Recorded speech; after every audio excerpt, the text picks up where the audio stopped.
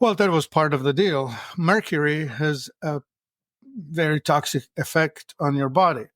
And the toxicity itself is, I think it's impossible for the immune system or for the regulatory system of the body to overcome the metal toxicity. And I think it chooses to try and decompose it with the method of last resort, which would be fungal. Decompose this enemy.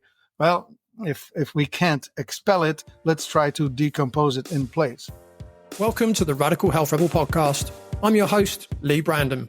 This work started for me several decades ago when I started to see the impact I could make on people, helping them to identify the root cause of their health problems that no doctor could figure out, including serious back, knee, shoulder and neck injuries, acne and eczema issues, severe gut health problems, even helping couples get pregnant after several IVF treatments had failed. And it really moves me to be able to help people in this way. And that is why I do what I do and why we have this show. In this episode of the Radical Health Rebel podcast, I speak with Martin Pytela about fungal and parasite overgrowths, why they occur, what they reveal about our overall health, and how we can address them by focusing on increasing vitality rather than resorting to pharmaceutical or herbal antimicrobials. We also delve into the roles of mindset, EMFs, heavy metals, and geoengineering in these overgrowths, exploring how these factors might impact the body's natural balance. Stay tuned for this insightful conversation, packed with practical advice and thought-provoking perspectives that challenge the conventional approaches to fungus and parasite overgrowths. Martin Pytela, welcome to the Radical Health podcast. Thanks for coming on the show. I'm very happy to be here. Thank you. And I'm happy that you're here, Martin. And to kick things off, could you share a little bit about your background, including your educational and professional background, and how you became interested in fungal and parasitic overgrowths? Well, I grew up in Czechoslovakia, right, and went to a school there. I left there as a 24-year-old when I finally realized that there was no way I could live in a communist country. A police state completely scares me. You've just moved to another one now then. And it caught up with me. It just crept up on me. I don't know where I'm going to escape next. Yeah.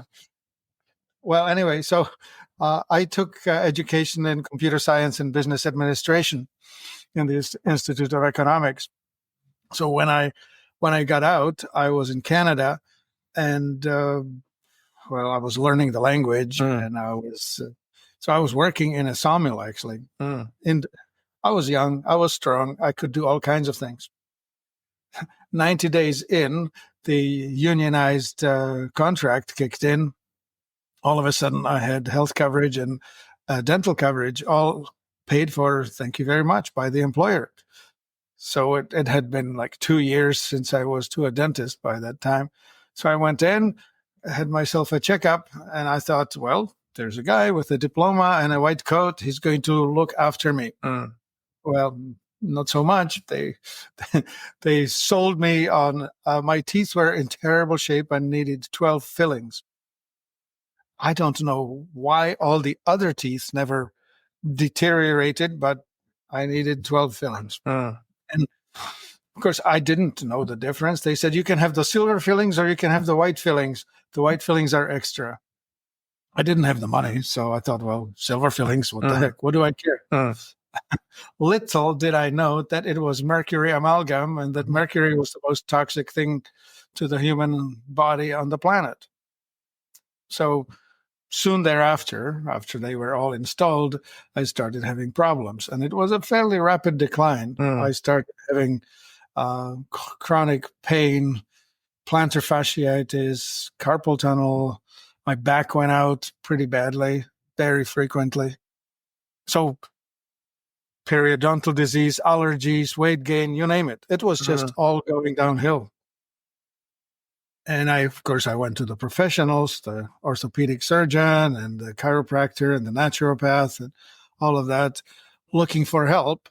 And all of these trained professionals were pointing at symptoms and treating symptoms, never asking, and what is the cause of it? Mhm. By that time, like 5-6 years in, I was working in the computer industry, business consulting, and we would always ask the obvious question: what is the cause? Right? Looking for the reason why something is happening. And so eventually, at some point, I just had enough. I mean, I was quite desperate. I was really sick. So I decided to take things into my own hands. So dove into books, started reading. By the time I was done, I think I was equal to any naturopath in my education. And I finally figured it out. Dawned on me, yes, it is the mercury. So then I went and found ways to get the mercury out of the body and repair the tissues and so on. So instead of crawling on all fours from my rocking chair to the toilet and back, I resumed normal activity. So I think I was at my sickest at about 35 years of age.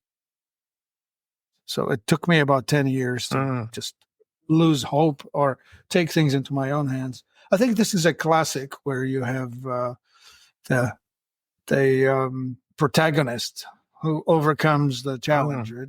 Yeah. This is so common in our industry that people get motivated by their own personal disaster and either succumb or overcome. Well, I chose to overcome.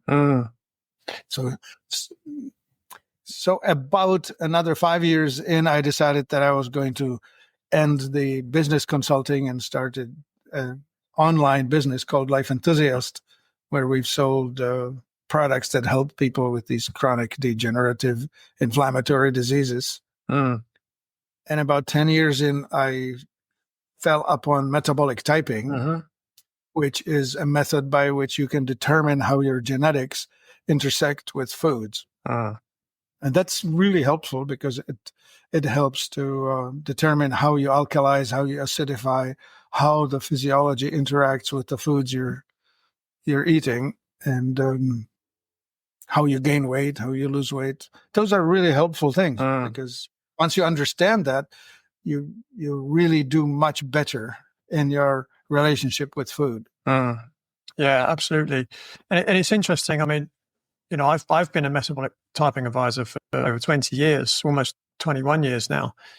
And I have had people on the podcast who I know are metabolic typing advisors, but no one's actually mentioned it before, which is quite interesting.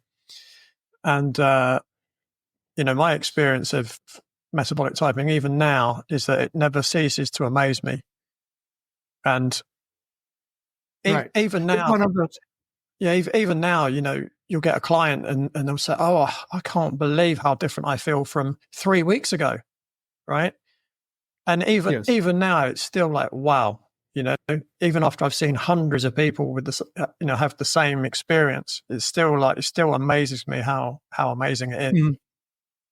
To me, it's a lot like getting a pair of glasses. You know, like these days I need glasses because of my presbyopia, but without them, everything's fuzzy. With them on, I can see you with a great deal of clarity. And that's just like knowing which type you are. You no longer have to wonder, why am I feeling so torn up, or why am I so anxious? Whatever it is that needs to happen. Yeah. So where did the interest in fungal and parasite overgrowths come in? Well, that was part of the deal. Mercury has a very toxic effect on your body. And the toxicity itself is, I think it's impossible for the immune system or for the regulatory system of the body to overcome the metal toxicity. And I think it chooses to try and decompose it with the method of last resort, which would be fungal. Decompose this enemy. Well, if we can't expel it, let's try to decompose it in place. And I think a lot of people will suffer with fungal infections, primarily candida, I think, but others. As a consequence of their toxic burden.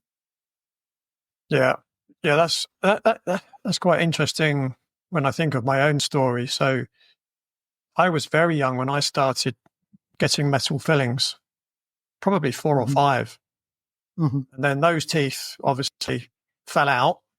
My adult teeth grew, and then I just continued getting more, mercury amalgam fillings. And I also had a mercury amalgam root canal as well that I wasn't aware of till about 30 years later that I'd actually had that done. So I had 5 metal fillings, 1 root canal that was probably 50% of the visible tooth was mercury amalgam. And around the same time, I started getting fillings in my adult teeth. I also started getting quite severe acne. Now, what was interesting, when I got to the point when I was 31, and I got to the point where I was starting to work out, because I was working in health at that time, and I started to realize, so I'd also been taking antibiotics for 18 years, and I went to see this guy, and he ran loads of tests on me, and he said, first thing you got to do is stop taking antibiotics. He said, you've got a candida overgrowth. And so, considering I had a mouthful of mercury and I'd been taking antibiotics for all that time, it's no surprise I had a fungal infection. And it could have been, the last decade or more, that it was the fungus that could well have been causing the acne as well. Yeah, probably all related. I mean, all of this happens in the gut. That's where this battleground is, right? When you drink chlorinated water, just basic tap water, why do you drink chlorine? Well, it's in the water because it's there to kill the pathogenic bacteria, but it kills all bacteria. So you drink chlorinated water, it's wiping out the microbiome in your gut. And then you really put a fine point on it with the constant antibiotics. I mean, you must have had a very distorted terrain in your gut. So no wonder the body was not functioning well. Yeah. And even, well, how long has it been now? 24, 25 years later, when I run stool tests, my gut microbiome is still not what you'd expect for someone that lives the lifestyle that I lead as well. So, there's no doubt it did some, long-term damage. As again, you'd probably expect taking drugs like that for such a long period of time. Right. Yeah. And as time goes on, I'm learning new things, right? Like I'm learning about the pH balances, how you need to have acidic stomach, but alkaline duodenum, and how you need to supply the right things. And if the microbes are not working correctly, how the interaction of prebiotics, probiotics, and postbiotics functions. Postbiotics being the product that's the probiotics, the microbes are supposed to be producing. Like they're supposed to be producing short chain fatty acids like propionic or butyric, lactic, things like that. And so if you have misconfigured terrain or underfed terrain, you will end up with problems. That's where there are these basics, right? So get the metals out of the body. If you or so long as you have the metals in your body, you will never get right. So they have to come out. Yeah. And now lately, not only that, but we now have this new antibiotic called glyphosate, which is Roundup. Yeah. And that thing is very, very good at killing off the gut terrain. So that, especially in America, where it's being applied in great levels, it's causing a lot of problems. Yeah. Well, hence the epidemic of obesity, diabetes, and all the other metabolic diseases that are essentially at the back end of 2 problems. One is the destruction of the inner terrain, and then the destruction of the outer terrain, soils. Yeah. So the foods that are being made are highly processed food-like objects that we eat, thinking that we're feeding our body, but in fact we're doing a horrible job of it. Yeah, that's the right phrase, isn't it? Food-like products. They're not actually food, they're food-like. Yes.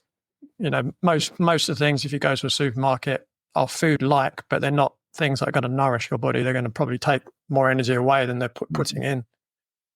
Or you will have abundance of calories, but dearth of nutrients, the stuff that the body really needs. So of course, here comes a weak terrain attracts parasites. Parasites only take up residence in tissues that are weaker than they should be. You can see that on the field.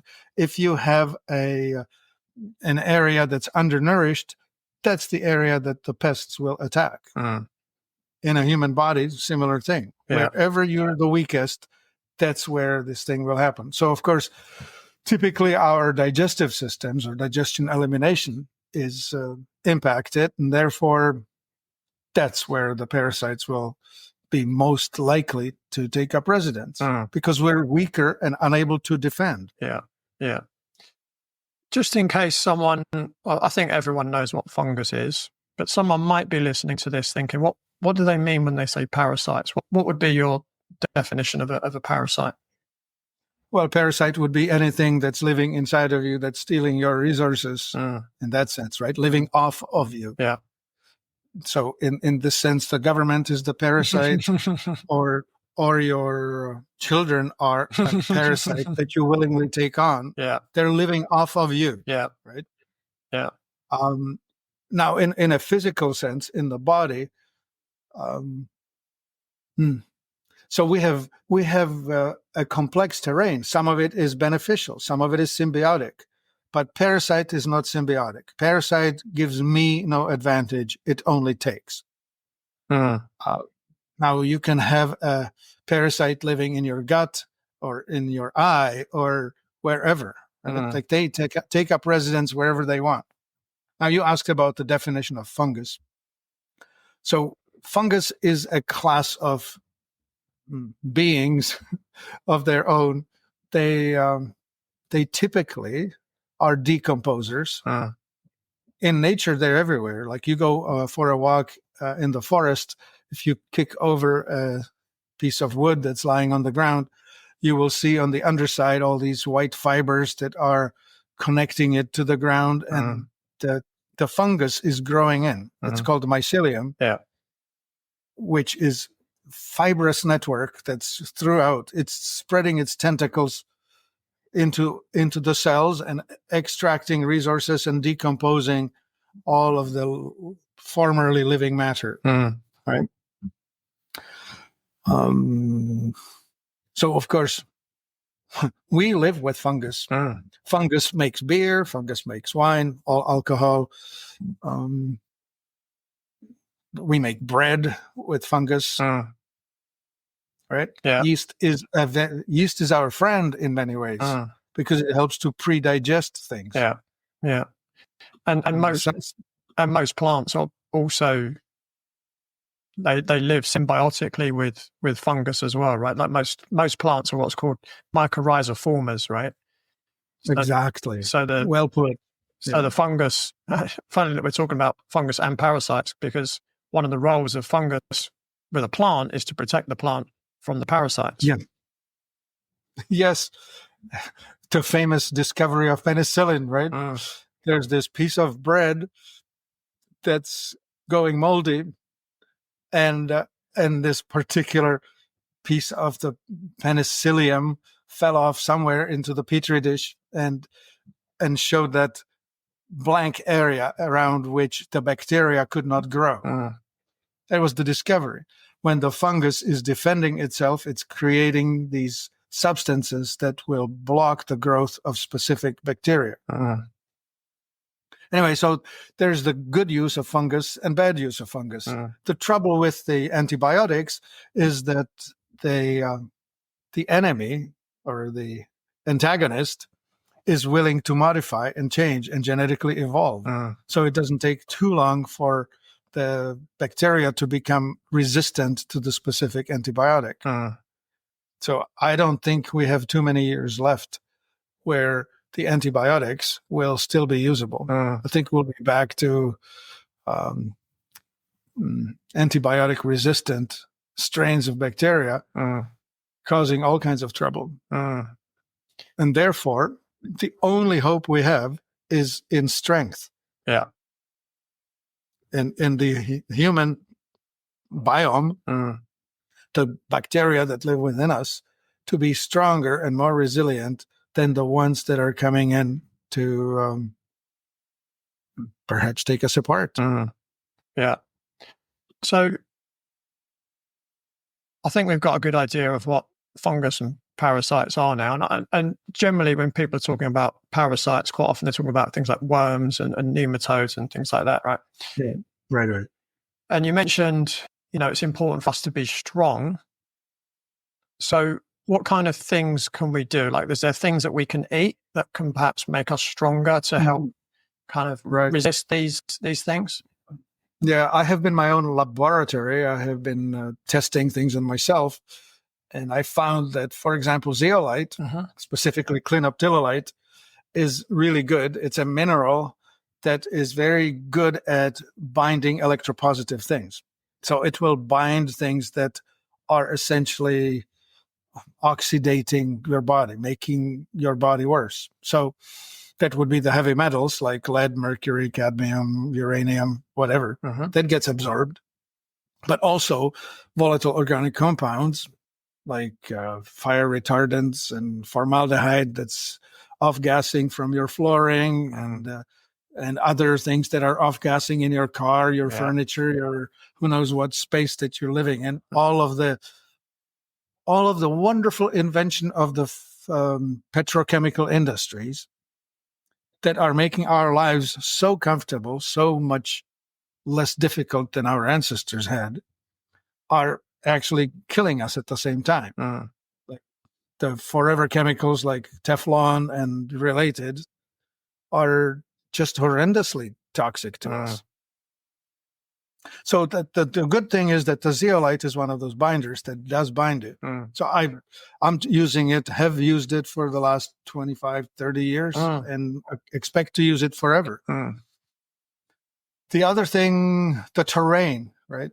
Humic acid, which has its name from humus, which is essentially the compost or decomposed plants, is what, when we put that inside our gut, it creates the terrain in which the microbiome thrives.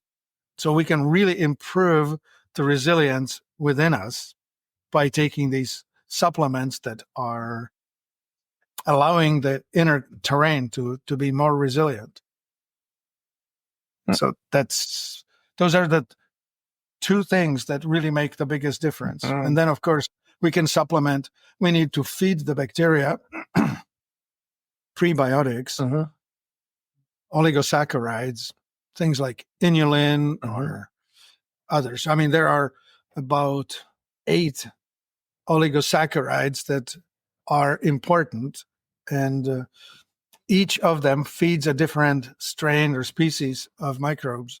So all of that should be present. So I have a supplement that a fellow researcher put together called Panaceum, if you can believe it. He actually came up with the name that suggests how good it really is.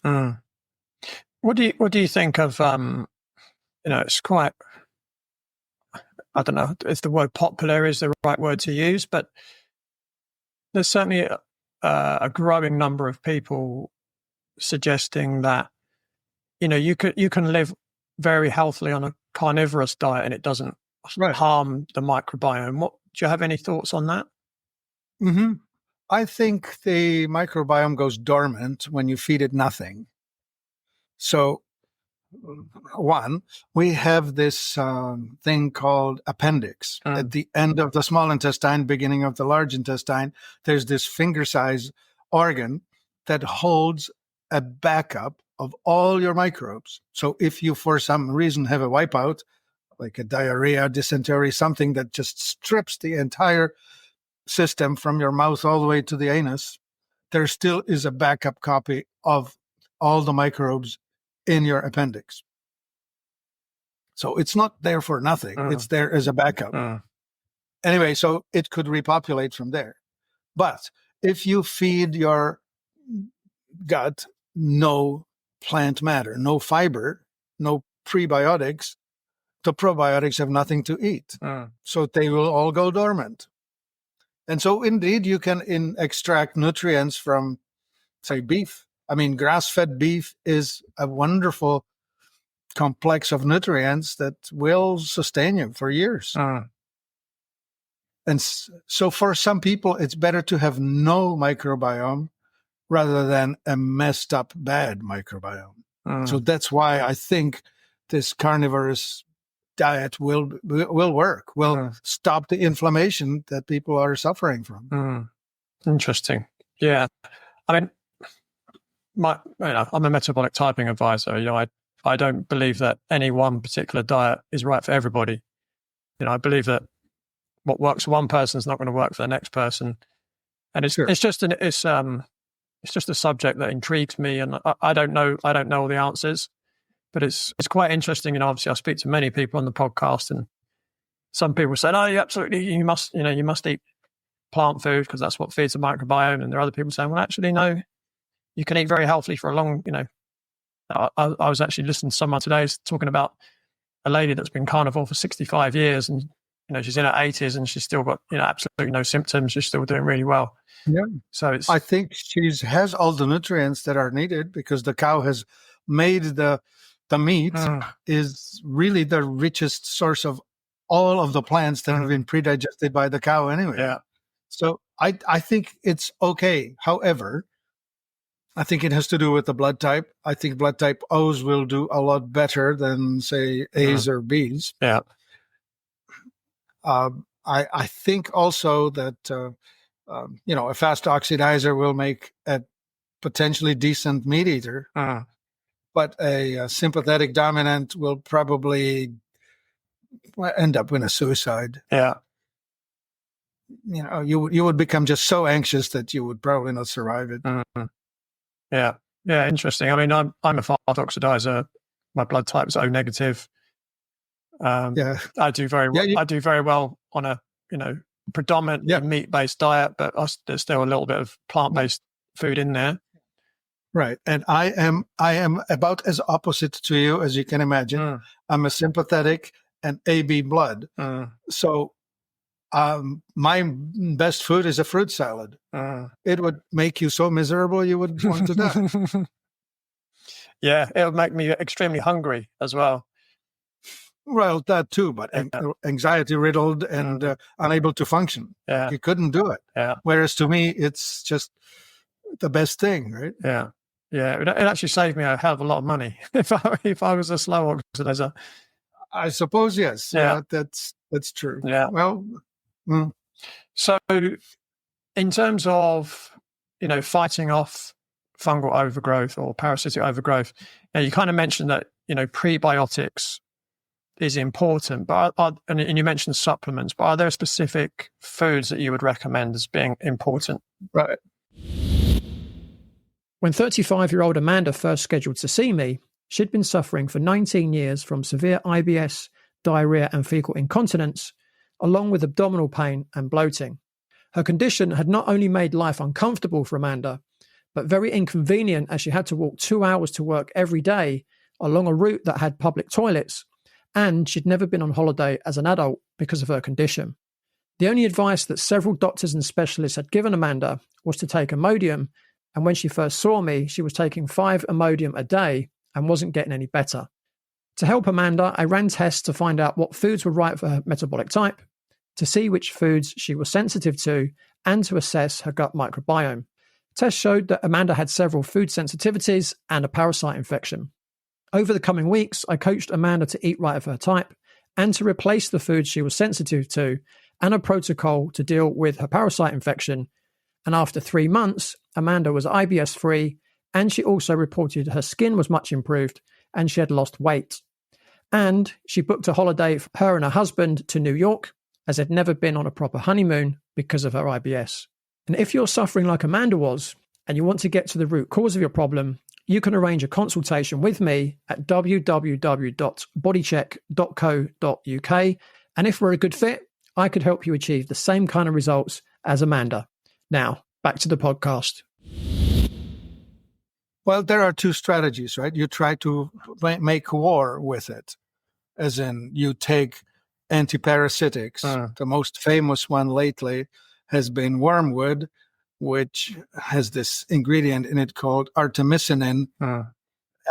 And it became very famous in the days of COVID because this horse paste all of a sudden became so popular because it helps people shut down all the parasitic problems in their body. But that's war, right? That's fighting.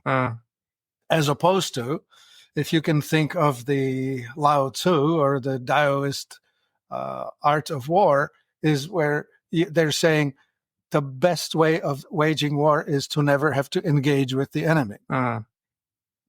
And so to me is, if I make my inner world strong enough that it will repel the invaders, I don't have to fight the invaders with the, what shall we call it? The war machine, right? Antiparasitics, of which we have plenty of them. Yeah.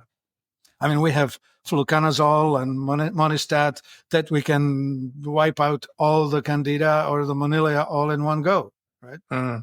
So if you are riddled with it and you want to have a leg up, well, okay, just do that.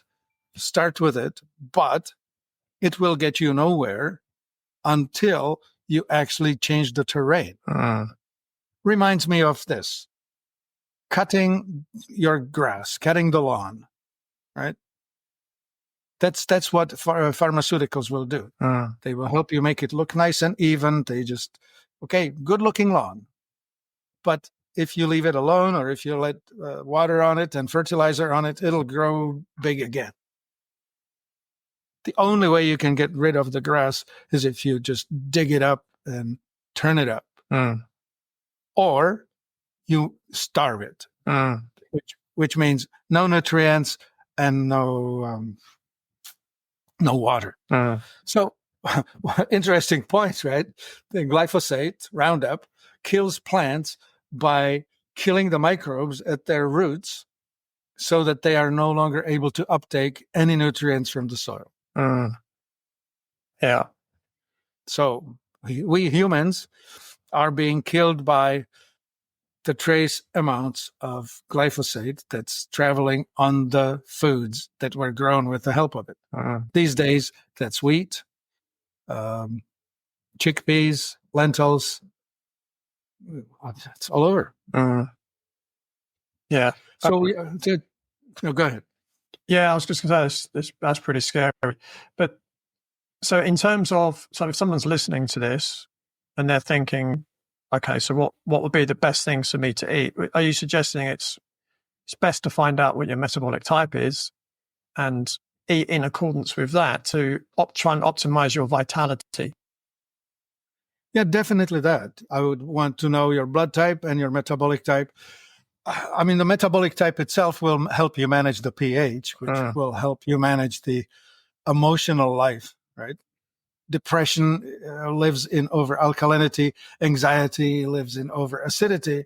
You should be getting yourself somewhere in the middle where you have some control over your behaviors instead of being driven by the emotional states. So that to me is important. Yeah. That the blood type tells you what you shouldn't eat, which is handy. Yeah, you need to decide whether you need to be on more carbohydrates or not.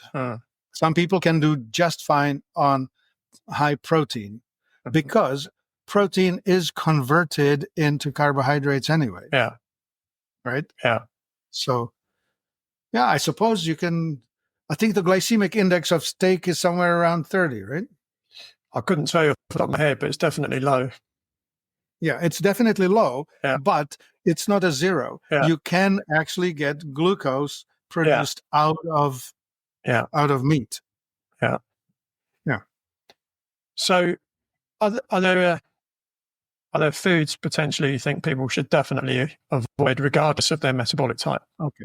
All right. Well, there's the five refined things: refined flour, refined sugar, refined plant oil, refined salt, and dairy. Dairy because it's homogenized and pasteurized. Mm. The northern European genetics are okay with the Danish cow, the Holstein and Jersey and those, but most people are not able to handle that. Mm. Buffalo seems to be a better choice. Mm. I've had so many clients report, like, for example, they go to India, eat all the paneer they want. Well, the milk comes from the buffalo, not from the Jersey cow. Then they come to America and the same product, paneer, which is the yogurt, now made with the northern breed milk, is causing them all kinds of allergic reactions. Mm. Yeah. Yeah, I mean, yeah, definitely agree with, the five that you mentioned, but obviously I suppose that if you like, the two key ones would be sugars and the flour, because Right. both fungus and parasites, they basically live off sugars, don't they? Yeah. Okay, a bit of chemistry. Mm-hmm. So starch are three strings of glucose molecules stuck together like this. So when you ingest starch and digest starch, you're getting a flood of pure glucose into your bloodstream. So starch, in that sense, which whether it's from rice, potato, or bread or pasta, all of that, is more glucose producing than sucrose. Sucrose is actually one molecule of glucose, one molecule of fructose. So say rice or potato, the glycemic index is 100 or even 110, whereas sucrose is 70. But interestingly, HFCS, high fructose corn syrup, is 87. So sweetening with HFCS, which has become so popular in America, is higher glycemic index than sweetening with just good old sugar, cane sugar. Yeah. Anyway, the spike, especially to somebody like you, a fast oxidizer, will be dramatically affected by ingesting these high glycemic index foods. Yeah. Boom. You get this huge spike. In children, that's the behavior when they're running around the room sideways. Yeah. Yeah, I get that reminds me of my childhood, really, because, I grew up in the 70s and the 80s. And, that time in the UK, not many people had much money. Money was hard to come by, and so was food. And, my parents both worked really hard to put food on the table, and we never went without food. Right. But the only choice of drink I had as a child was chlorinated tap water, or chlorinated tap water with orange squash in it. Right. Yeah. It made it flavored, but so not only did you get chlorine, you got some glucose too. Well, what used to happen is, so for instance, if I've been playing sport, which was something I probably did every single day as a child, I'd be really hot and sweaty. I thought, I need a drink. So I'd make an orange squash and I would drink it. And within about 5 or 10 minutes, I'd feel nauseous. I'd start shaking, just felt absolutely terrible. And then I've got mercury in my mouth as well. I've got all this high sugar diet. Again, I ate a lot of starch as a kid because, that was cheaper to buy. Sure. Yeah. Oatmeal for breakfast. Yep. Yeah. Lots of potato, lots of bread. And so I've got blood sugar going up and down. Yes. You would have moments of sheer anxiety, just shaking like a leaf. That's exactly how I'd feel after I had orange squash. Yeah. Which is logical for a fast oxidizer. And so we have so many people now on this SSRI. 25% of women in the United States are on an antidepressant. It's just insane. And most of it is probably fixable by just understanding the nutritional choices. Yeah. No. Anyway, there's also, I was hearing the other day as well about what's it called? There's a condition as well when you come off of SSRIs. I don't think what it's called. I think it's messing with your brain. Yeah. Yeah, I think it's called SSRI, sexual dysfunction, but it actually has a lot more symptoms than just affecting sexual function. It actually has a multitude of disabilities. There are dysregulations of so many sorts, right? For example, the famous Columbine incident in Colorado, where the 2 boys shot up their high school, that was Paxil dysregulation, right?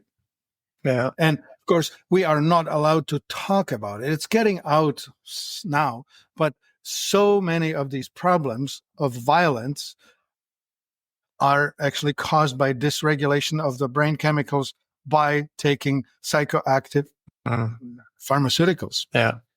It's a lot of either suicidal ideation or expressing it outward, right? Like if you're violent toward yourself, you just go and kill yourself. Yeah. But if you flip it and you're now violent externally, you're going to be attacking the world. You want to cause as much pain to others as you can possibly inflict. Yeah. And this is all brain chemicals. Yeah. And again, we know that the gut microbiome plays a big role in the mind as well. Yeah, 80% of your serotonin and dopamine are made in the gut. Yeah. I was just going to finish off what I was saying. So I'm growing up, I'm drinking orange squash, which definitely wasn't good for me. I was eating bread, rice, not a lot of rice, a lot of potato, things like ice cream, lots of desserts. Yeah. I had metal in my mouth. I had acne. I was constipated. I was taking antibiotics. And so by the time I got to the age of 31, I had a lot of work to do. Yeah. I was up against it. But I mean, luckily, touch wood, fingers crossed that, I turned all that around. But I suppose these things are sent to challenge us, right? And it makes us who we are at the end of the day. Yeah, in the end, it was the hero's journey. Yeah. You would not know what you know as deeply and with so much conviction if you didn't have such huge contrast in your own life. Yeah, absolutely.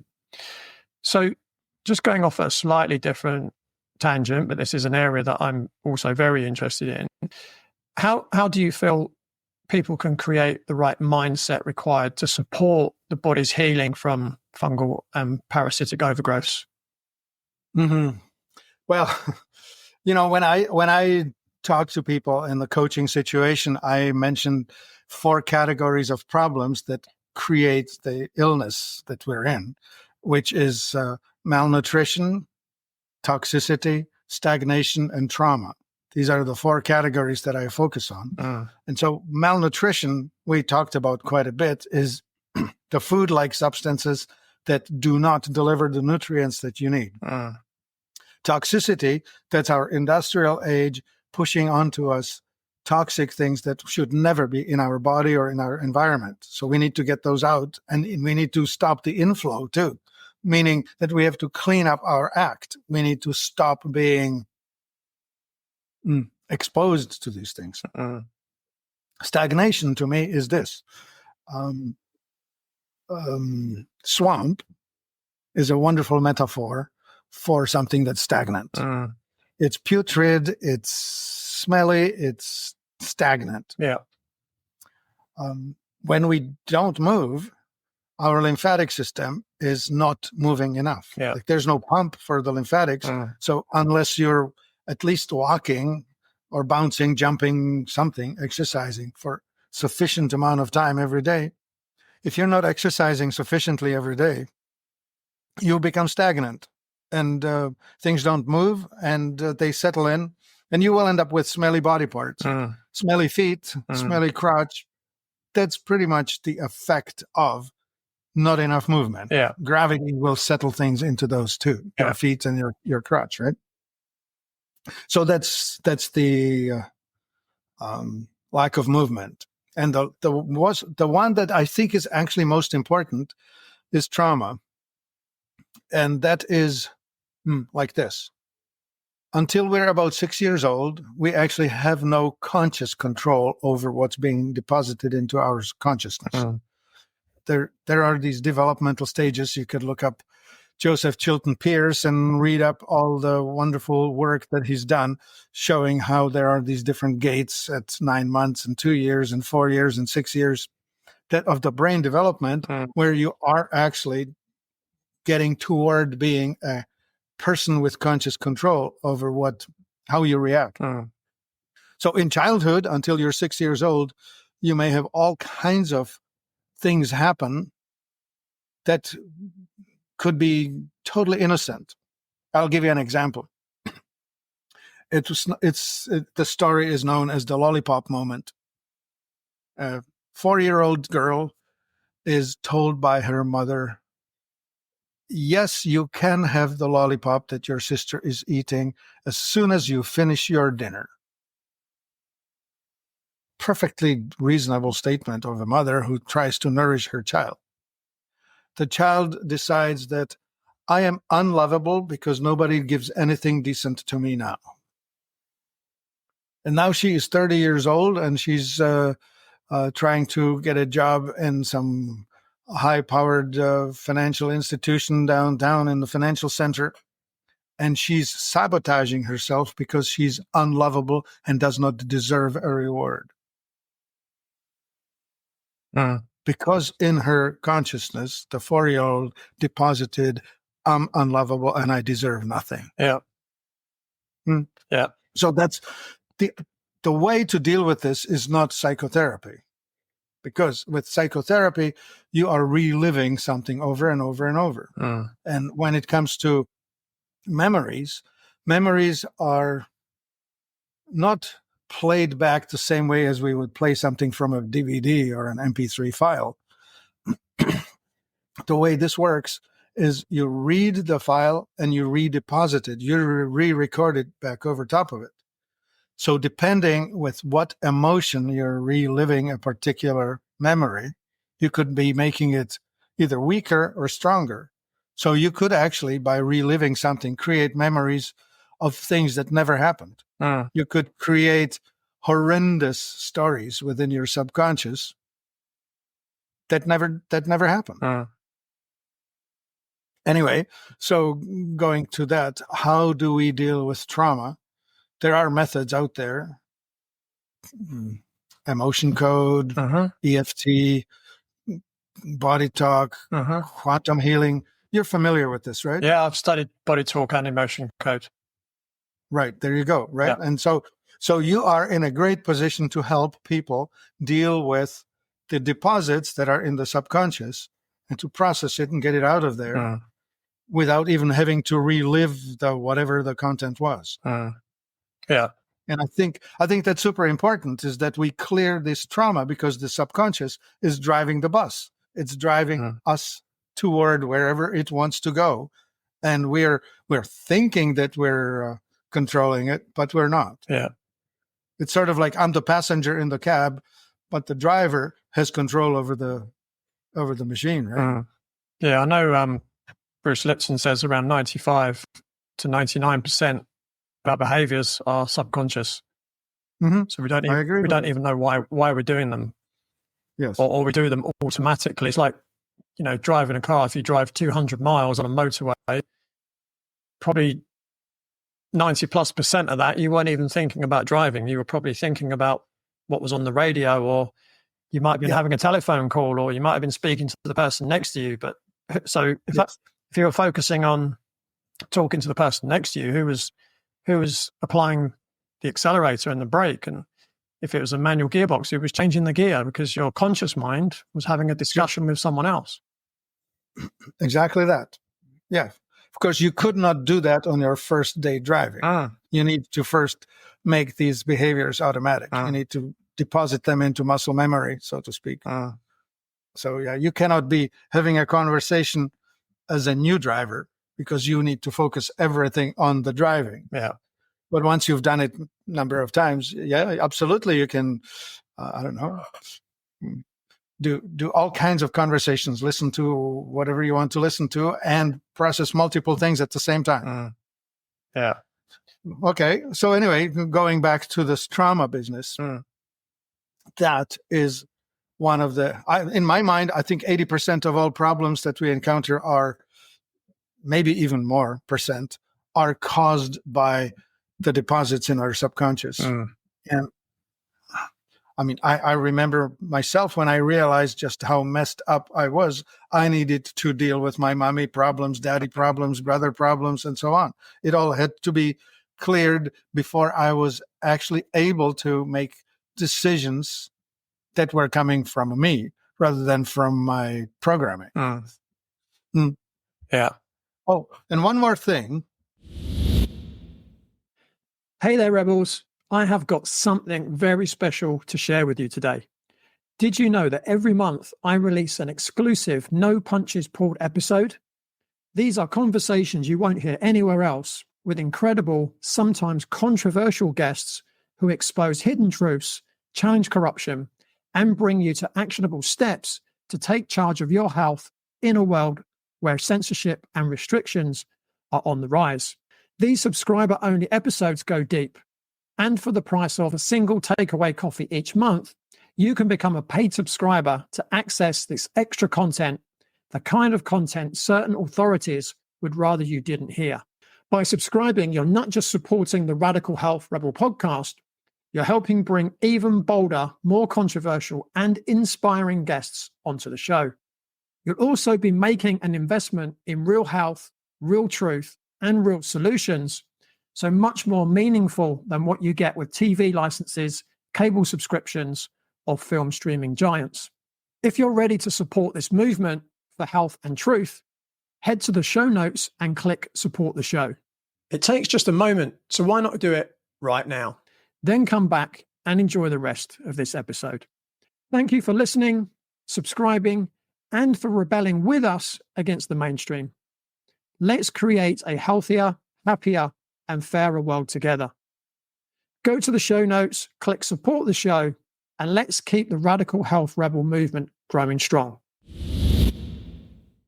In the invisibles, in the trauma, we now have a new member, the Wi-Fi, the mobile phone, the EMF, the electromagnetic frequencies that are coming at us with increasing intensity. There's this mechanism in our cells that's called voltage-gated calcium channels. And they get triggered by millimeter length waves, which is the 4G, 5G area. And when you trigger that, when you're flooding calcium into cells, calcium being the signaling what element for anxiety, right? It's calcium signals toward sympathetic or towards fight, flight, defend. So a lot of people will be experiencing these anxiety moments in exposure to the radio frequencies. So I think that's skewing the whole society toward short-tempered, anxiety-riddled behaviors. Yeah. So for someone who's dealing with fungal and parasite infection, they probably are going to need to deal with some kind of childhood program, let's call it. And some of the ways you mentioned, like EFT or some other forms of energy medicine, can be quite useful. And based on what you just said, also perhaps protecting yourself in some way or avoiding as much as possible exposure to Wi-Fi and 4G and 5G, etc. Yeah, all of that. Well, so there are these two, the yin and the yang of it, right? You have to defend and you have to attack. And so the attack, of course, that's the antiparasitics, antifungals, all of that. But that's a short-term thinking. That will only squish it temporarily, but it will all come back unless you deal with the reason for which this has already happened. So back to the beginning, you have to get the industrial toxins out of you and out of your life. So that will be the heavy metals, and you need to correct the microbiome in your gut, and you need to stop the inflow of things that are breaking it. So all the antibiotics, I mean, you are such a glowing example of just how bad it can get. I mean, you said you woke up in your 30s or thereabouts? Yeah, I was 31. Yeah. And then you had to do all of that that needed to be done. You needed to get the toxic things out of you. Yeah. And you needed to stop the additional inflow. You had to rebuild your microbiome. You had to switch how you're eating. And that allowed you to be more creative in your thinking, because the sick body produces less than optimal thoughts. Yeah, for sure.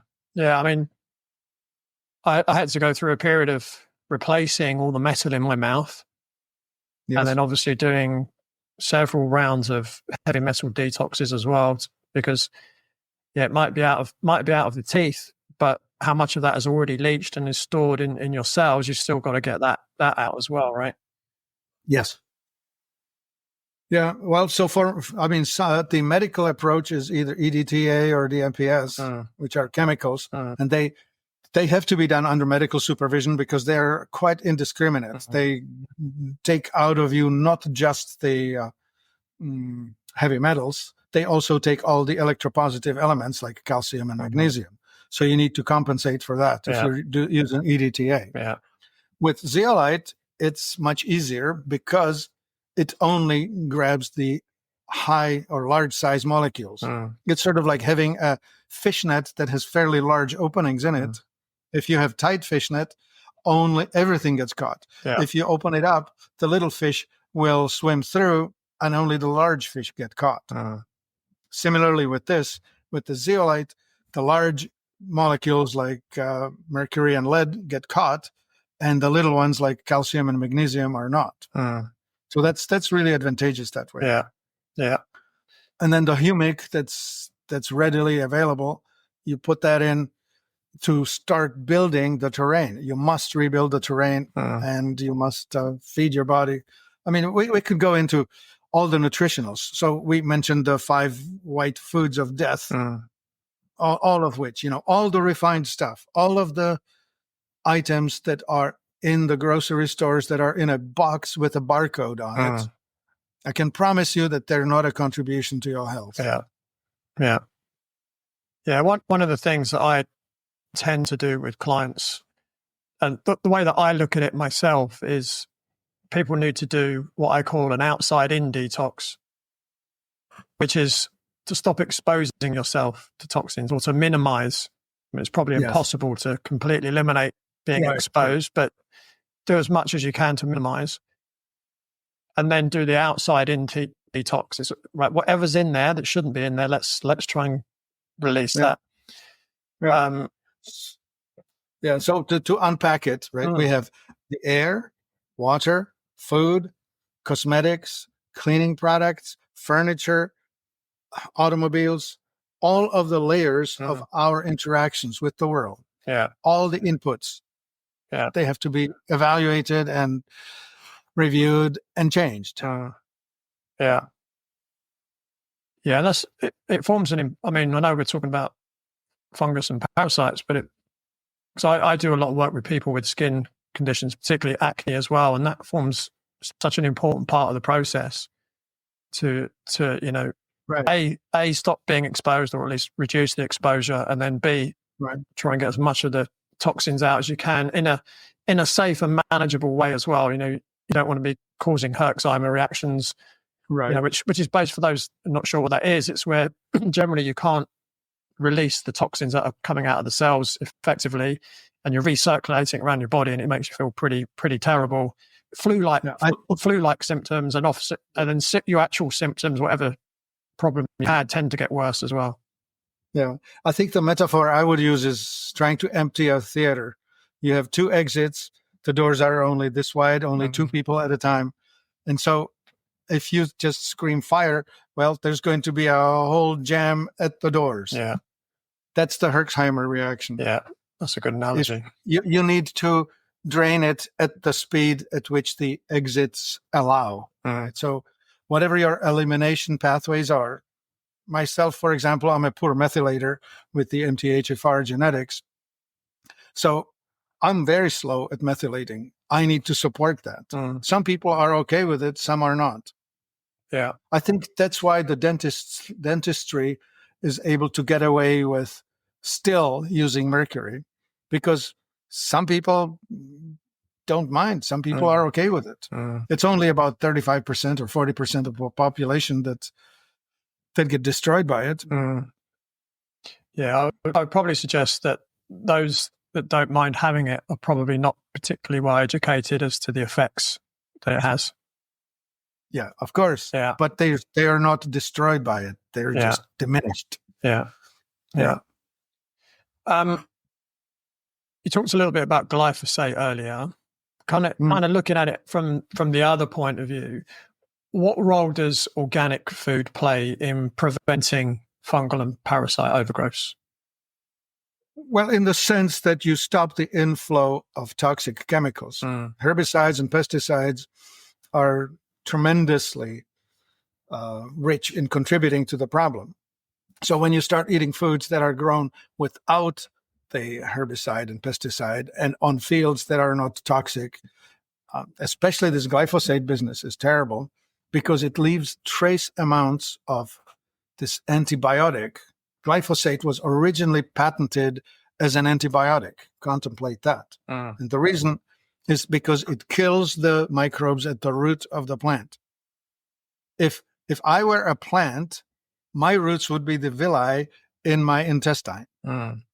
So when I ingest toxic things, I will stop the ability of my villi to extract nutrients out of that which is passing through my digestive system. Yeah.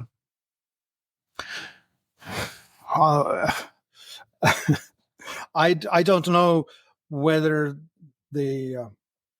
how many generations there are in the United States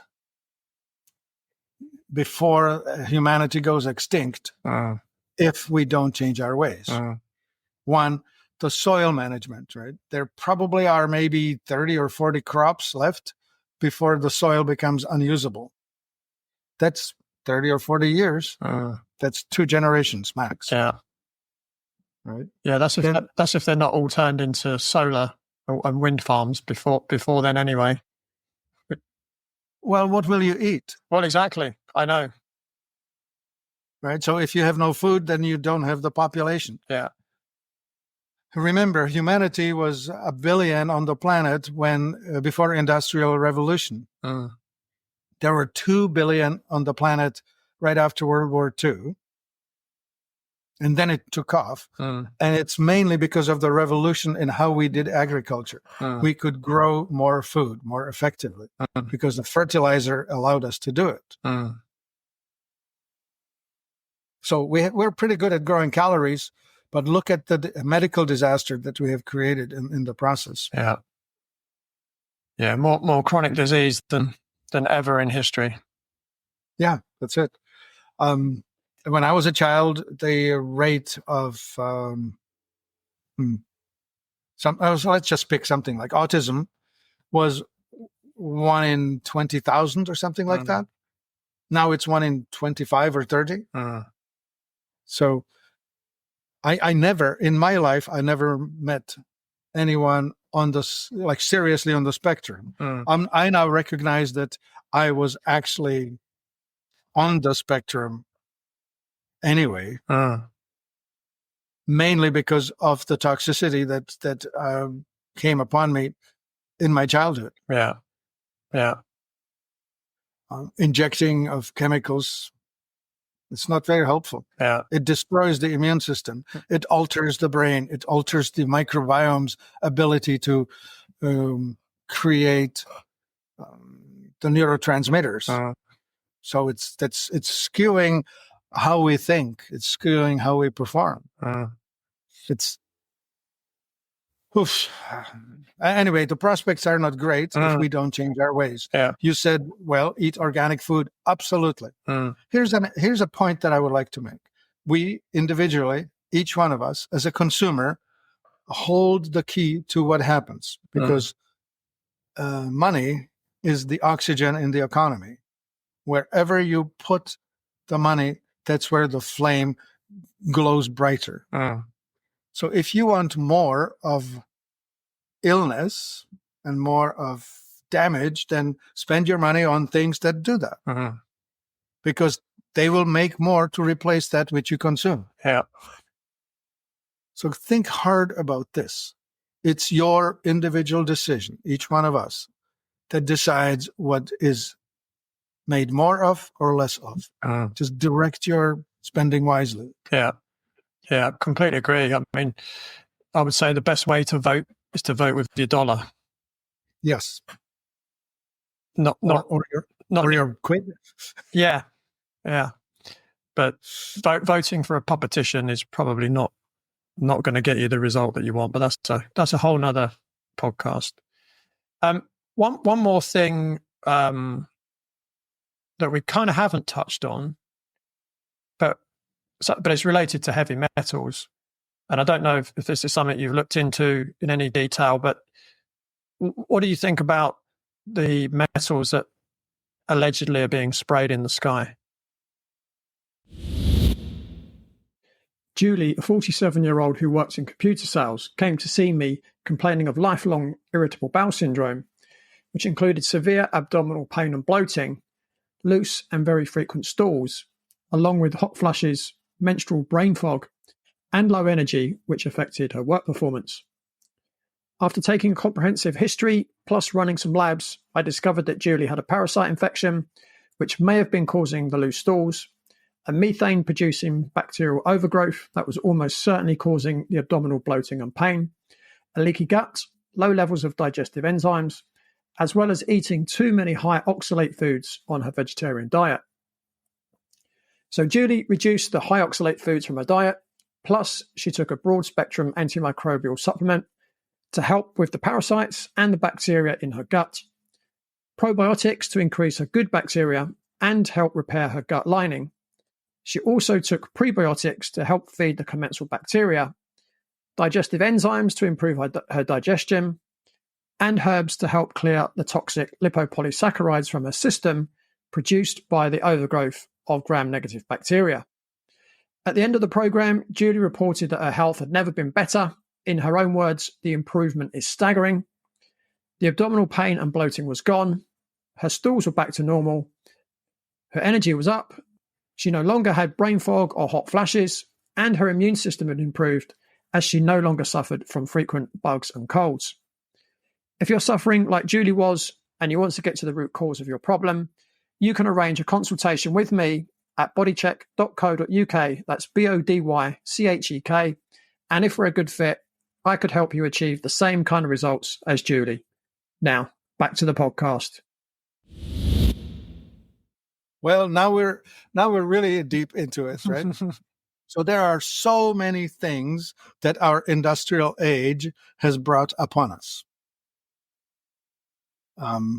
The weather control, well, that's the military industrial complex that feels entitled to run the world, regardless of who we elect or how we. The bleating of the sheep. I guess I'll put it this way: a farmer or a rancher, maybe, who is raising cattle on his ranch, cares deeply about the cattle to the degree that it's his income. So he will protect it from gophers so they don't break their legs in gopher holes. He'll protect it from coyotes so that the coyotes don't eat the young ones, and he'll protect it from, I don't know, too much sun or too much rain or whatever. He'll just feed the cattle as needed when needed. But then in the fall, when it's time to load them up on the truck and send them off to the slaughterhouse, there's no great emotion about it. That's why they were raised. I'm thinking that the ruling class, the ones that are not seen, the ones behind the scenes, make decisions pretty much with that level of caring for us ordinary folks. Yeah. They protect us from something or whatever. They make decisions that don't require them to consult us, which I think is, well, that may be coming to an end. I don't know. I certainly I would like to have more say about my life. I would Mhm. like to have more control over what happens with me, to me, Yeah. and for me. So perhaps we're at the edge, right? Like, I'm also into astrology. I don't know if that's worth mentioning or not, but we are switching from Pluto in Capricorn into Pluto in Aquarius. This is happening in 20th of November 2024 is when it officially kicks off, and the next 20 years will be quite different from the previous 20 years. So we'll see how that goes. Society, thinking, emotional approach to things. We'll see how that goes. So, okay, so you're probably asking me, what do I think about all of these things sprayed upon us? Well, I have no say in it. It happens. It's toxic environment. My environment is toxic with that, whether it's boron, strontium, who knows what they put down, or whether it's the glyphosate that's raining upon me now, or whether it's, I don't know, the forest fire smoke that I'm inhaling.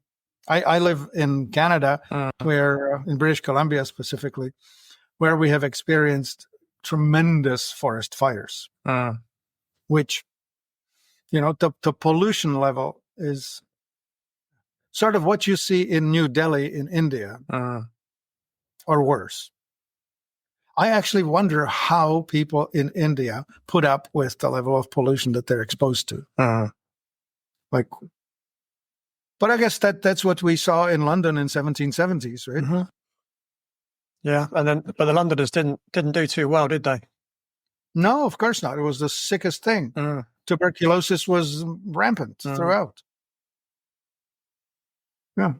So with regards to, strontium, barium, aluminium, which has been discussed, and based on what you said before about heavy metals, I guess they could potentially have an effect on fungal parasite. Absolutely. Remember that the story of the fungus and the parasites versus the environment. I see it as, if I were stronger, I would not get infected. I would not succumb. So I really advocate for detoxification and nutritional strengthening more than anything. So for those metals, because I know aluminium is different, isn't it? In terms of, like, you can use like silica water and ionic foot baths. Yeah. I think silica is the only decent antidote to high aluminum. Right. So, well, mind you, the zeolite is a silicate. It may bind. I don't know. I don't have the numbers to support it. I don't know. Yeah. But okay, we do make a superfood we call Orasil, which is heavily loaded with tabashir, which is the silica as found in the bamboo plants. The sap of the bamboo is loaded with this. You may know bamboo is the strongest plant in nature. Yeah. So strontium and barium, would zeolite be good for those, do you think? Or I'm not sure. I don't have an answer for it. Yeah. I don't know. Yeah. I mean, I use zeolite. I use chlorella. I try and cover all the bases as best I can. Right. Yes, exactly right. You just kind of don't know. We just don't know what's in the air, do we? I mean, we've got some idea, but I don't know if we completely know for sure.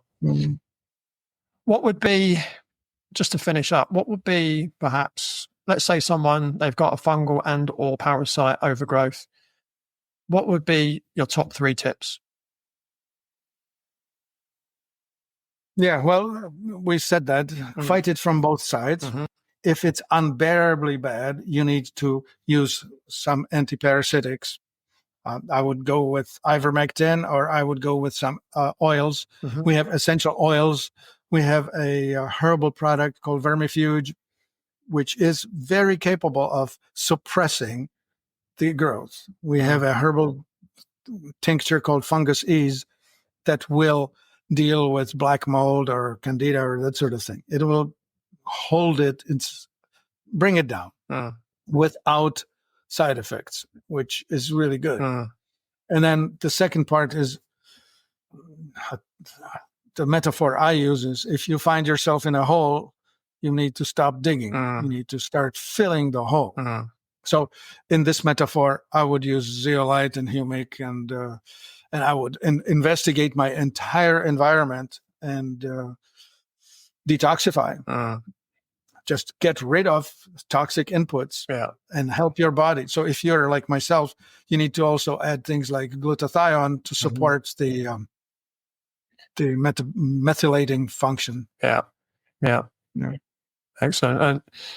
And to a degree, it's similar if you want to prevent it as well. As we've said, eat organic food, eat right for your metabolic type, and you probably need to detox. If you're living in planet Earth now, you probably need to detox.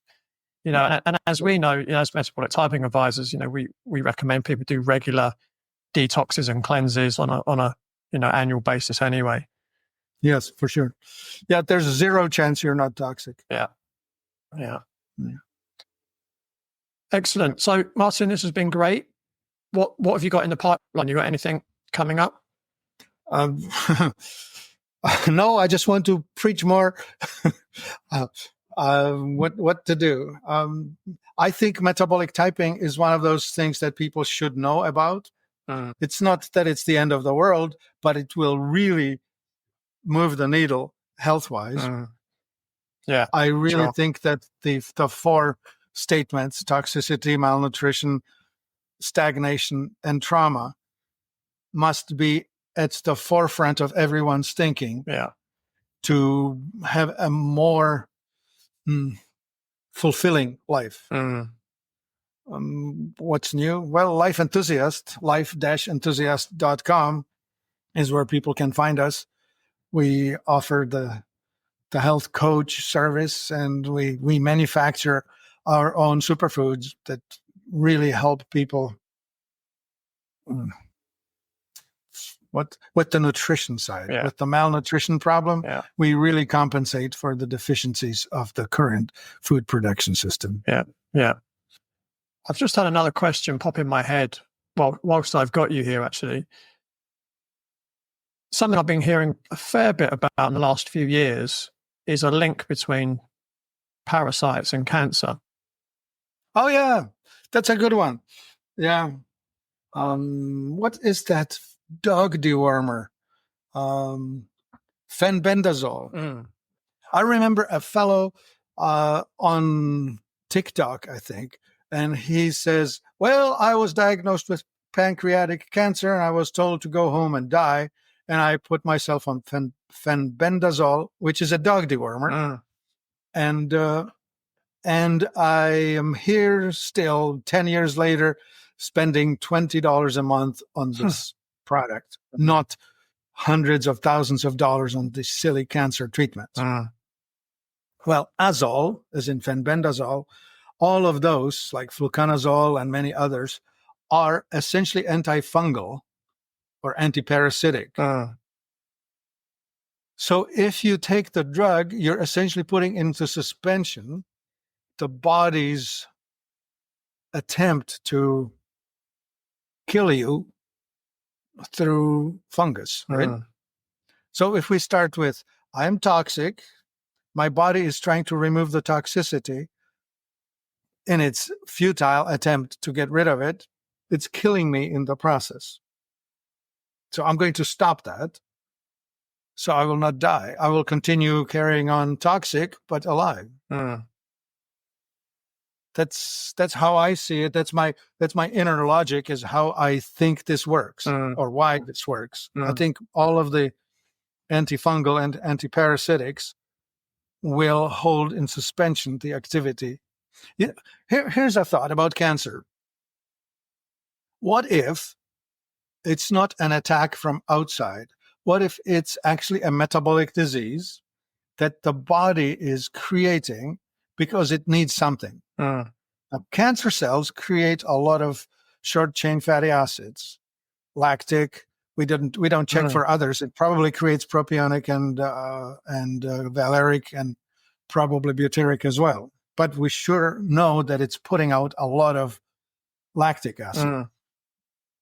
Now, lactic acid is supposed to be created in the body through exercise, maximum exercise, and it's supposed to be richly present in the first part of your colon, right? The ascending colon. And so if there's not enough of it there, maybe the body just goes and says, I'm going to take some cells and I'm going to flip them, reverse the Krebs cycle, and I'm going to start making lactic acid because it's needed.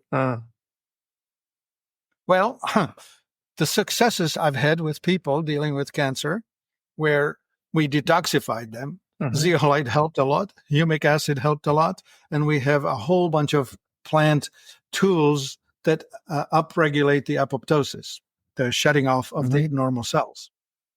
So I would say that the antifungals are probably helping to keep cancer in check using that same mechanism. Yeah, it's an interesting subject. I mean, in one way, I suppose it makes sense. If someone's got any serious illness, the body's going to be in a state of lack of vitality, and that's obviously when decomposers are on the scene, right? Because it's definitely something I'm intrigued by. But it totally makes sense that it would work. I mean, the important thought here is this. It has been proven, Thomas Seyfried, if you want to look him up on YouTube, posted that back in 2007 or 8. Irrefutably, cancer is a metabolic disease, not genetic. These billions of dollars that have been thrown at cancer research, chasing the genetic specifics of it, is total futility. Yeah. Absolutely misdirected, stupid waste of money. It's been known, it's been proven, but it doesn't suit the pharmaceutical industry because metabolic disease is solved by behavior. Yeah. It's not solved by a chemical drug. Yeah.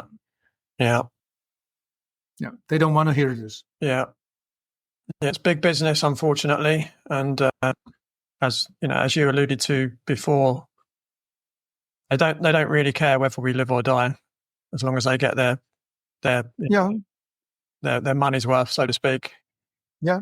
I'm only useful as a customer so long as I'm sick enough to want to have a drug, but not so sick as to die. Yeah. They want to extend it as far as possible. Yeah. Yeah. Awesome. Martin, thank you so much for your time. It's been a really interesting conversation. Was there anything else you wanted to add before we wrap up? Well, it is my sincere hope that people will truly get the message. Vote with their wallets.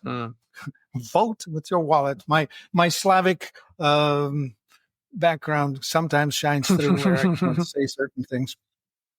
And the other thing is we have amazing amount of power as long as we exercise it. So I would like people to engage in understanding that the collectivist approach to things worldwide, politically, is very negative. I'm absolutely sure of it because I grew up in it. Yeah. It was a disaster. We have to find a way to support the individual in their free will and free act. Yeah. And there are all kinds of forces in play right now that are making that difficult. And I think whoever's listening to it should give this some thought. Yeah. Agree 100% with what you just said. That's a really great way to wrap up. Thank you. It's been an absolute pleasure. Pleasure's all mine. Thank you. So that's all from Martin and me for this week. But don't forget to join me, same time, same place, next week on the Radical Health Rebel podcast. Thanks for tuning in. Remember to give the show a rating and a review, and I'll see you next time.